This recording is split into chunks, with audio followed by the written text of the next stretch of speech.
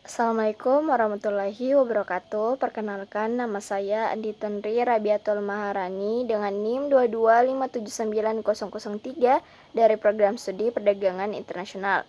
Pada kesempatan kali ini, saya akan memenuhi tugas kedua mata kuliah Tarifikasi Perdagangan Internasional. Materi yang pertama yaitu peran GATT dan WTO dalam membentuk kebijakan tarif global. GATT atau General Agreement on Tariffs and Trade berfungsi sebagai kerangka kerja internasional pertama yang bertujuan mengurangi hambatan perdagangan melalui negosiasi tarif. WTO atau World Trade Organization menggantikan GATT dan memperluas cakupan pengaturannya. Yang pertama, pengaruh GATT dan WTO terhadap kebijakan tarif di Indonesia. Yang pertama, penurunan tarif. Sejak Indonesia bergabung dengan GATT dan kemudian menjadi anggota WTO, kebijakan tarif Indonesia cenderung menurun terutama dalam sektor-sektor industri yang kompetitif. Indonesia telah menyesuaikan tarifnya sesuai dengan komitmen di WTO terutama melalui mekanisme Most Favored Nation atau MFN yang mengharuskan negara anggota menerapkan tarif yang sama untuk semua negara anggota lainnya. Yang kedua, liberalisasi perdagangan. Bergabung dengan WTO mengharuskan Indonesia membuka beberapa sektor ekonomi terhadap perdagangan internasional seperti industri manufaktur, tekstil, dan pertanian. Indonesia juga harus menyesuaikan regulasi domestik dengan aturan perdagangan global yang lebih transparan. Dan yang terakhir yaitu penyelesaian sengketa. Dengan adanya mekanisme penyelesaian sengketa WTO, Indonesia telah menggunakan jalur ini dalam beberapa kasus sengketa perdagangan, baik sebagai penggugat maupun tergugat. Ini memberi Indonesia alat yang lebih formal untuk menyelesaikan sengketa dagang dengan negara lain yang melanggar aturan perdagangan internasional. Adapun tantangan yang dihadapi Indonesia dalam menghadapi GATT dan WTO. Yang pertama, persaingan global. Dengan penurunan tarif, industri dalam negeri Indonesia menghadapi persaingan ketat dari negara-negara dengan daya saing yang lebih tinggi, seperti China, India, dan negara-negara ASEAN lainnya. Tanpa kebijakan domestik mendukung, liberalisasi tarif dapat merugikan produsen lokal. Yang kedua, perlindungan sektor pertanian. Indonesia telah menghadapi tantangan dalam melindungi sektor pertaniannya dari produk-produk impor yang lebih murah. Ini berpotensi mengancam petani lokal yang kurang kompetitif dibandingkan dengan negara-negara maju atau negara berkembang lainnya yang lebih efisien dalam produksi pertanian. Yang ketiga yaitu keterbatasan negosiasi. Sebagai negara berkembang, Indonesia seringkali memiliki posisi tawar yang lebih lemah dibandingkan dengan negara-negara maju dalam perundingan WTO. Indonesia perlu bekerja sama dengan negara berkembang lainnya untuk memperjuangkan kebijakan yang lebih adil, termasuk dalam isu subsidi pertanian dan akses pasar. Adapun peluang yang dapat dimanfaatkan oleh Indonesia, yang pertama diversifikasi ekonomi dan ekspor. Melalui keterlibatan di WTO, Indonesia dapat memanfaatkan akses ke pasar global yang lebih besar untuk mendiversifikasi produk ekspor. Produk-produk manufaktur dan jasa berpotensi besar dalam ekspansi pasar, terutama ke negara-negara yang telah memiliki perjanjian perdagangan bebas dengan Indonesia. Yang kedua, kerjasama regional dan multilateral. Selain WTO, Indonesia dapat memperkuat kerjasama melalui perjanjian perdagangan bebas regional seperti ASEAN Free Trade Area dan Regional Comprehensive Economic Partnership. Ini akan memberikan keuntungan tambahan dalam perdagangan bebas yang lebih berfokus secara regional. Dan yang terakhir yaitu peningkatan daya saing industri lokal. Pemerintah Indonesia dapat memanfaatkan peluang dari keterlibatan dalam WTO dengan mendorong reformasi struktural yang dapat meningkatkan daya saing industri lokal. Ini termasuk peningkatan infrastruktur, investasi di bidang teknologi, dan pendidikan sumber daya manusia. Materi selanjutnya yaitu keselarasan antara kerangka hukum nasional Indonesia dengan perjanjian perdagangan internasional dalam konteks tarifikasi. Yang pertama, kerangka hukum nasional Indonesia dalam tarifikasi. Indonesia memiliki berbagai undang-undang dan peraturan terkait tarif dan perdagangan yang secara umum dikendalikan oleh yang pertama Undang-Undang Perdagangan atau Undang-Undang Nomor 7 Tahun 2014. Ini adalah payung hukum utama yang mengatur perdagangan internasional termasuk kebijakan tarif. Yang kedua, Undang-Undang Bea Masuk atau Undang-Undang Nomor 10 Tahun 1995 diubah dengan Undang-Undang Nomor 17 Tahun 2006, mengatur tentang tarif bea masuk termasuk tarif untuk impor dan ekspor. Yang ketiga, peraturan pemerintah dan peraturan menteri. Beberapa peraturan teknis diatur melalui peraturan pemerintah atau peraturan Menteri Keuangan yang memberikan rincian tentang penetapan tarif dan bea masuk tertentu.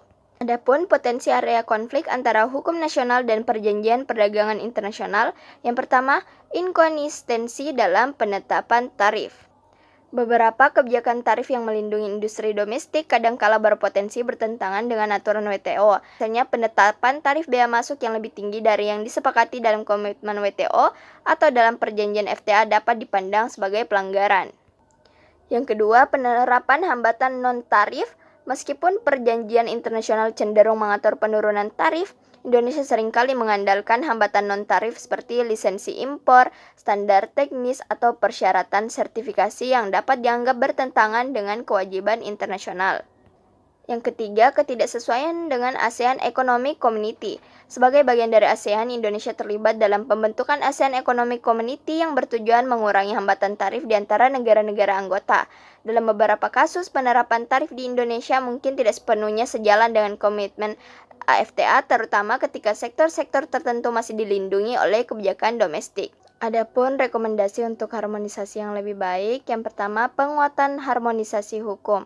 Indonesia perlu mengkaji ulang peraturan tarif domestiknya untuk memastikan bahwa tidak ada ketidaksesuaian dengan komitmen internasional, terutama terkait tarif bea masuk. Langkah ini termasuk meminimalisasi perlindungan tarif yang berlebihan pada sektor tertentu dan memastikan tarif sesuai dengan batas-batas yang ditetapkan oleh WTO atau perjanjian FTA. Yang kedua, revisi kebijakan hambatan non-tarif. Penggunaan hambatan non-tarif harus dikaji ulang secara ketat agar sesuai dengan prinsip-prinsip perdagangan internasional yang diatur oleh WTO. Indonesia perlu mengurangi penggunaan NTB yang dianggap proteksionis dan bekerja menuju pengembangan standar teknis yang lebih transparan dan sesuai dengan praktik internasional. Dan yang terakhir yaitu konsolidasi antara sektor publik dan swasta. Salah satu cara untuk mengurangi potensi konflik adalah dengan melibatkan lebih banyak partisipasi dari sektor swasta dalam proses pembuatan kebijakan tarif. Hal ini akan memastikan bahwa kebijakan tarif mencerminkan kebutuhan industri lokal sambil tetap mematuhi komitmen internasional. Materi selanjutnya yaitu Harmonized System atau HS dalam klasifikasi minyak kelapa sawit.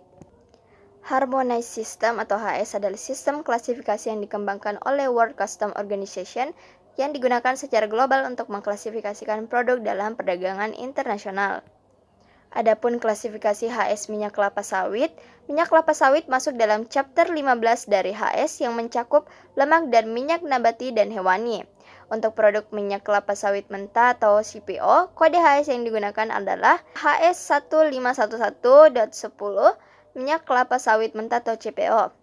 Sedangkan untuk produk turunannya, kode-kode berikut dapat digunakan yaitu HS1511.90 minyak kelapa sawit selain mentah seperti minyak yang telah diproses atau dimurnikan.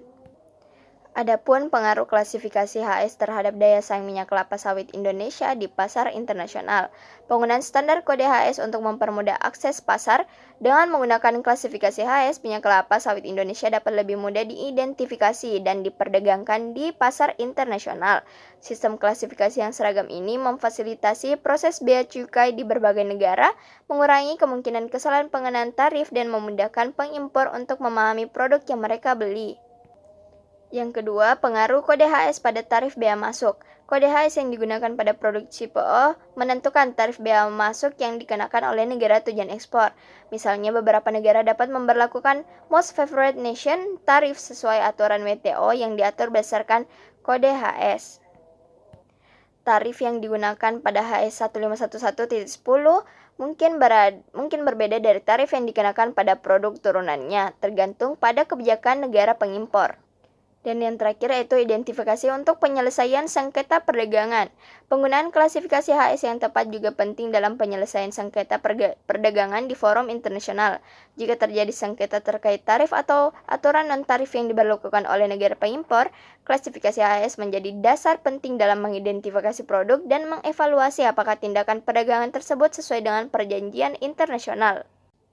Materi selanjutnya yaitu analisis komparatif mekanisme penyelesaian sengketa tarif WTO versus ASEAN. Mekanisme penyelesaian sengketa tarif WTO, yaitu struktur dan prosedur. Mekanisme penyelesaian sengketa di WTO diatur dalam Understanding on Rules and Procedures Governing the Settlement of Disputes, yang melibatkan beberapa tahapan. Yang pertama, konsultasi. Tahap pertama adalah upaya penyelesaian sengketa melalui konsultasi antara pihak-pihak yang berselisih. Yang kedua, panel. Jika konsultasi gagal, pembentukan panel independen dilakukan untuk menilai sengketa. Yang ketiga, appellate body. Jika salah satu pihak tidak puas dengan putusan panel, mereka dapat mengajukan banding ke appellate body. Yang terakhir yaitu implementasi dan retaliasi. Jika pihak yang kalah tidak mematuhi putusan, pihak yang menang dapat melakukan retaliasi seperti pengenaan tarif tambahan. Adapun mekanisme penyelesaian sengketa tarif ASEAN, yaitu struktur dan prosedur, ASEAN memiliki mekanisme penyelesaian sengketa sendiri yang diatur dalam ASEAN Protocol on Enhanced Dispute Settlement Mechanism yang ditandatangani pada tahun 2004. Konsultasi, langkah pertama adalah konsultasi antara negara-negara anggota yang bersengketa. Kedua, panel adjudication. Jika konsultasi gagal, pembentukan panel independen dilakukan untuk mengkaji kasus sengketa. Yang ketiga, ASEAN Senior Economic Officials Meeting. Pihak yang tidak puas dengan keputusan panel dapat mengajukan banding melalui SEOM. Yang terakhir yaitu implementasi. Sama seperti di WTO, pihak yang kalah diwajibkan mematuhi keputusan panel. Adapun perbandingan kelebihan dan kekurangannya dalam aspek keberlakuan, WTO global melibatkan lebih dari 160 negara, sedangkan ASEAN regional hanya berlaku untuk negara ASEAN. Dalam aspek kecepatan proses, WTO cenderung terlambat, sering memakan waktu bertahun-tahun, sedangkan ASEAN lebih cepat dan fleksibel. Dalam aspek penegakan, WTO retaliasi yang efektif melalui sanksi, sedangkan ASEAN penegakan lemah bergantung pada konsensus. Dalam aspek biaya, WTO biaya tinggi untuk konsultasi dan pengadilan, sedangkan ASEAN biaya lebih rendah dan lebih mudah diakses. Dalam aspek pendekatan, WTO formal dan legalistik berbasis pada aturan hukum yang ketat, sedangkan ASEAN lebih kooperatif berbasis pada dialog dan musyawarah. Selanjutnya yaitu mengoptimalkan penggunaan kedua mekanisme. Yang pertama, menggunakan WTO untuk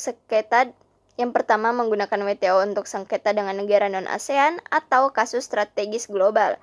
Untuk kasus yang melibatkan negara non-ASEAN atau yang memiliki dampak strategis besar, Indonesia sebaiknya menggunakan mekanisme penyelesaian sengketa WTO.